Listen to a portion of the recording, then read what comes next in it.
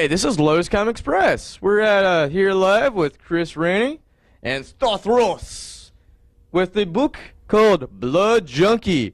He's gonna eat it now. Now, with that in mind, let's go right to the point.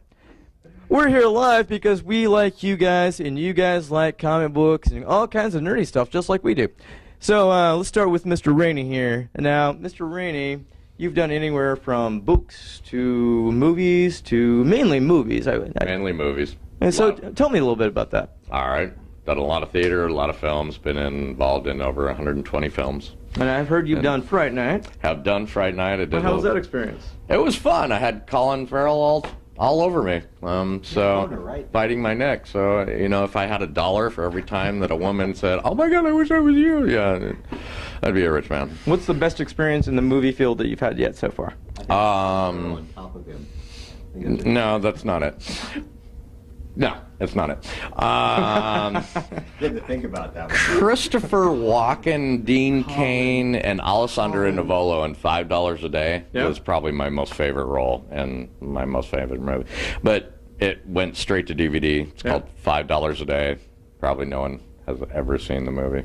I've actually heard of it. Really? Yeah, it's actually a good movie. Yeah, it is a good movie. It's a really good movie. It is. And yeah, I was going to say that. It's actually on Netflix. Yeah. And yes, it is. yeah. So I've actually heard of it. Wow! I know. I can't believe it. Wow. Right? Lotus Comics, come on, guys. Yeah. All right, And so he's done Breaking Bad. so Mr. Stavros, you know, do we call you Mr. or just Stavros? Just Stavros is fine. Okay. Yeah. Should I say it with the accent?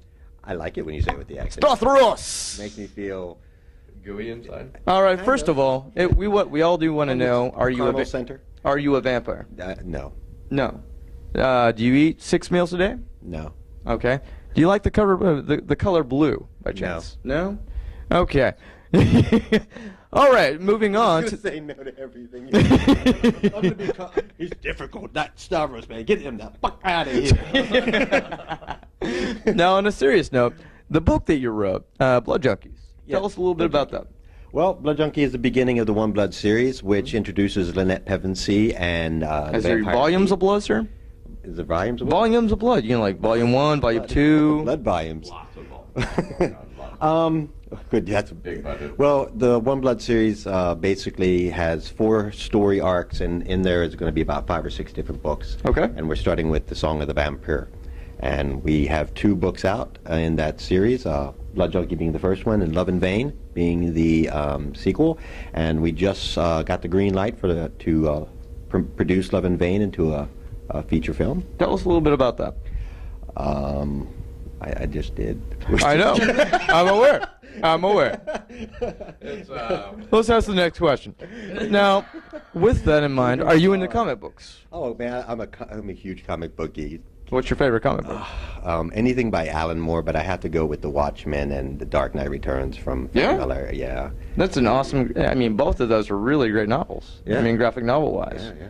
So I mean, you know, a lot of people they ask traditional questions like, "What are you into? What do you guys want to talk about? What are you into as far as the movies go?" But on the offset of writing the book and doing the movies, what do you guys do with your time? I read comic books, believe it or not. Well, I mean, tell us a little bit about some of your hobbies. Are you into music I'm or? a musician. I'm a painter as well, a photographer. Okay. I do a lot of I do graphic design. So you know, I play in Photoshop, watch a lot lot of movies. Yeah. Love horror. You know.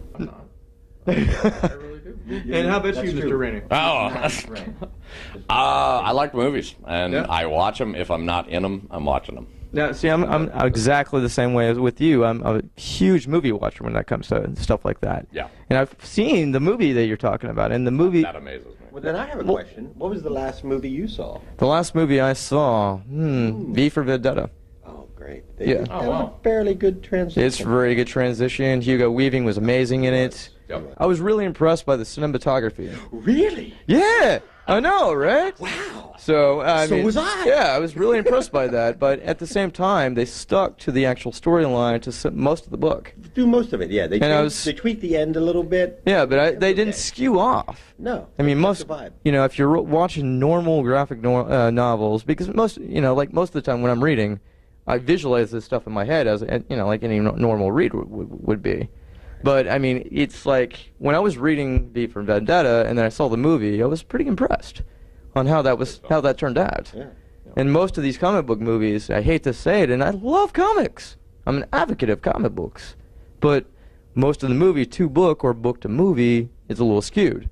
So, because there's always a different perspective that's going on. Or you could do something like they did in Spider-Man 3, where you take a dramatic sequence and give it a dance scene. I was going to say that too, man. Dance, Yeah, exactly. Which is not a good thing for any... Right?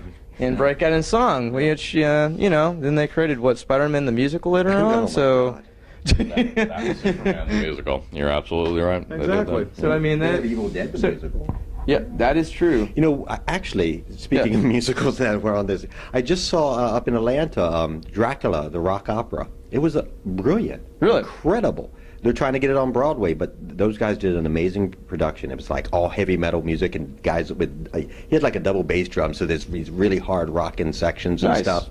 And the ripping lead, Dracula comes out and starts like ripping out some leads at one time and shit. It was awesome. Nice. It was cool. It was very cool. I do gotta ask, guys, because we normally interview one person at a time, and so we're used to interviewing just a single person at a time. And because there's a double set of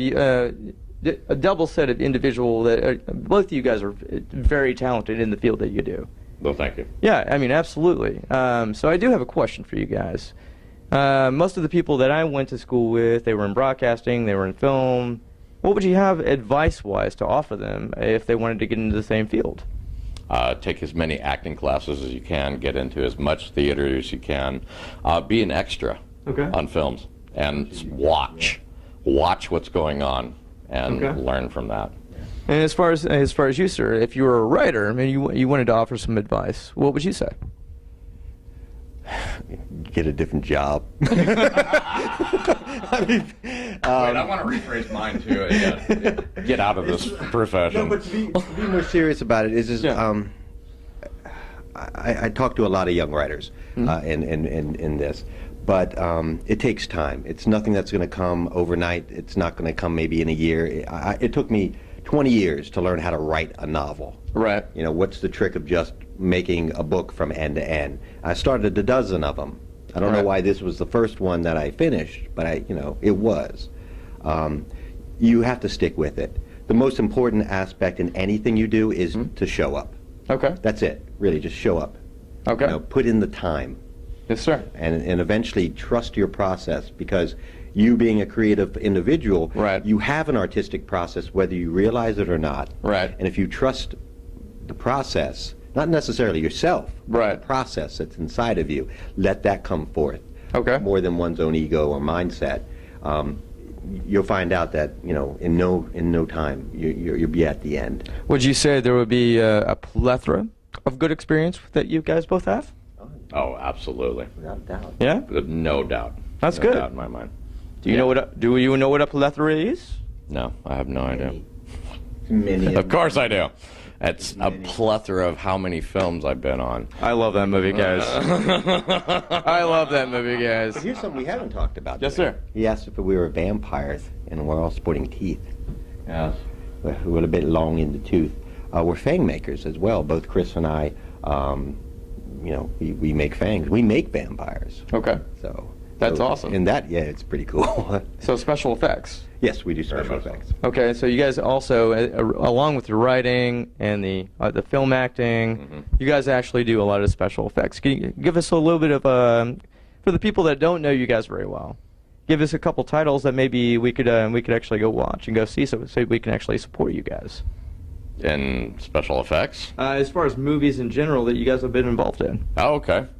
All right, $5 a day. Fright Night, Breaking Bad. Boys of Abu Ghraib. Sean Astin. I just talked with him today, and we buddied it up for a little bit. But yeah, Sean Astin is an amazing actor, man. He is, and he's an amazing guy. Yeah, he's absolutely amazing in the fact that what he does is just. I mean, like I've seen him in Alphas, I've seen him in Franklin and Bash, all the way back into Rudy, The Goonies.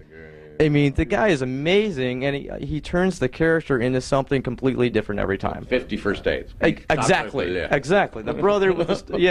I know, right? Yeah. Exactly. Freaking awesome. So, yeah. He's a good guy. So I got to be involved in a film with him on that. Let's see, what? Committing poetry in times of war. That's my one. I'm going to toss it out there. It's a documentary. Doesn't really fit into anything that anyone else is talking about, so, you know, it could just hang there. Well, guys, I want to say absolutely, Stavros. Thank you. Pleasure being on the show, man. I'm glad you actually got a chance to actually be on the show. That's amazingly awesome. Thank you. Mr. Ranney, I appreciate it, man. Chris, thank you so much. Check me out on Facebook. Absolutely, Chris sir. Ranney, Ranney. Yes, sir. Yes, sir. Check it out on IMDb, and that'll give you a good list of Guys, this is Lotus Comics Press, shooting live with these guys. These guys are amazingly awesome. Check them out. Last but not least, we have 2 follow-up questions. Okay. 1, do you have a fan site we can go to? Oh, yeah. Oh, is this my cue that I was supposed to take? Okay. Facebook. Just look me up on Facebook. Just look you up on Facebook. Yep. How about you, sir? Well, KS Custom Fangs Okay. on Facebook. Yeah. And We'll make sure to put that on there as well for you, sir. please. Thank you. And bite me really hard. And www.bitemereallyhard. last but not least, we got to ask, what is your favorite superpower, guys? Wow. My favorite superpower. Prepare for this. Really? Go to him Dude, I first. told you I'm a geek. Comic geek. We'd like to know. My favorite superpower. Well, why Lex Luthor over here thinks about it? Right. With the bald head over there. Big, broad brain. What would you choose? My favorite superpower is money. Because you know what? Batman can do fucking everything. He can fly. He's strong. He has stealth. He's almost invisible. I'm on he the can same page kick with you. anybody out. Super intelligent. Boom. Yes, missed that. You, sir? Can I copy that as well? I don't know if you can. You can't copy it. Damn Once the answer is it. derived, you cannot copy the answer. Batman. You can't Do you fuck have with Batman. Do you have an answer that's going to double the points? No, not at all. Spider-Man? Oh, you mean a superpower? I'd have to say flight. Because, Flight? Yeah. That's totally. actually mine. Totally flight. Yeah, I was going to say the same thing. Yeah. Well, guys, this is Lotus Comics. You've heard it here first. Mr. Ranney Stavros. And we will make sure to keep you guys updated with what they're currently doing. Come check us out. Geek Out Online. LotusComics.com. We'll see you next time. Bye-bye.